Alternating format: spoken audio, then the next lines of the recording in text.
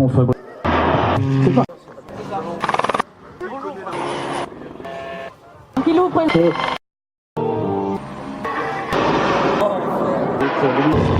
Sorti.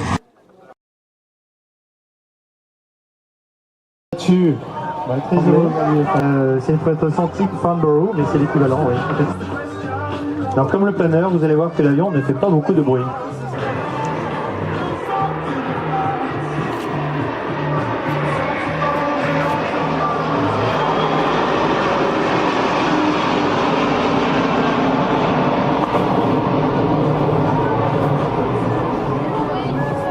Alors là, il est plein gaz. Il va renverser sur la gauche et venir se représenter. Voilà. Après un virage dessus. Et là, de le voir d'en bas, c'est très, très émouvant. Et oui, moi aussi. J'ai un petit peu ému, effectivement, de voir cet avion aussi important. Et ici, sur le ciel de Muret. Alors, ces évolutions sont faites avec un avion en configuration normale. On ne change rien dans l'avion. Et donc on utilise simplement les capacités de manœuvre de l'avion pour faire cette présentation en tout en douceur. Alors XW, je crois que ça veut dire Extra Wide Body, hein, c'est ça? Exactement, parce que le fuselage est plus large que celui d'un 340. Donc on va partir à gauche.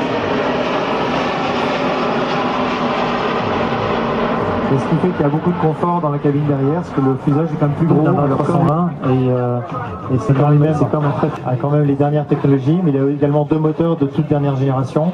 Et donc lui, le Tiremil et le 900, à tous les deux, et effectivement, on se donne une bonne place à la maison. Hein. Oui, c'est vrai. Les ailes sont entièrement en carbone. Et donc on a à peu près 90% de la surface de l'avion qui est en carbone. Le fuselage avant c'est Hambourg, le centre de l'aile avec le fuselage et la connexion des deux ailes vient de Saint-Nazaire, l'arrière-fuselage vient de Hambourg, les ailes horizontales viennent d'Espagne, le sud de l'Espagne, Cadiz, et la dérive vient à côté de Hambourg, Stade. Les ailes viennent de Broughton en Angleterre, et les moteurs viennent de Rolls. Ah oui, donc c'est Rolls-Royce Trent, donc c'est un sacré mécano. Hein. Oui. Ça, c'est aussi le savoir-faire d'Airbus, de pouvoir réaliser de super machines comme ça, en faisant fabriquer différentes pièces à travers toute l'Europe. Alors là, l'avion se présente en très basse vitesse. Il est à peu près à 105 nœuds, à peu près. Je pense même qu'il doit atteindre 100 nœuds. Il a 15 degrés d'incidence, et donc il est cabré tout doucement. Et Peter le maintient full backstick, c'est-à-dire le manche complètement vers l'arrière. Et l'avion est assis sur ses moteurs tranquillement, et sur son aile bien sûr. Et le voilà qui avance tout doucement, en silence. 102, 180 km/h, grosso modo.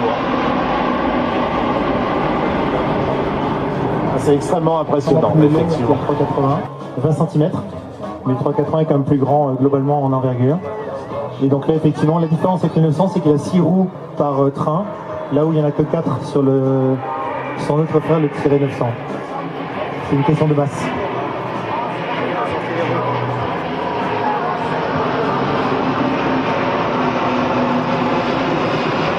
Petite RDG, une remise de gaz. Alors une petite remise de gaz, et là donc il rentre le train, il va se représenter pour un dernier passage. Et donc le cockpit pareil, hein, mini-manche, c'est la famille Airbus, c'est comme la Mac parce que la piste est un peu courte. 350, d'où cette appellation XWB pour Extra Wide Body, fuselage extra large, comme vous l'avez expliqué tout à l'heure Hugues, alors que le 350-1000 passe devant nous là-bas, il a grimpé les temps de contact avec l'approche de Blagnac, bien sûr, pour venir se poser. C'est cette raison qui a poussé à modifier cet avion avec ce fuselage extra large, justement, pour pouvoir passer.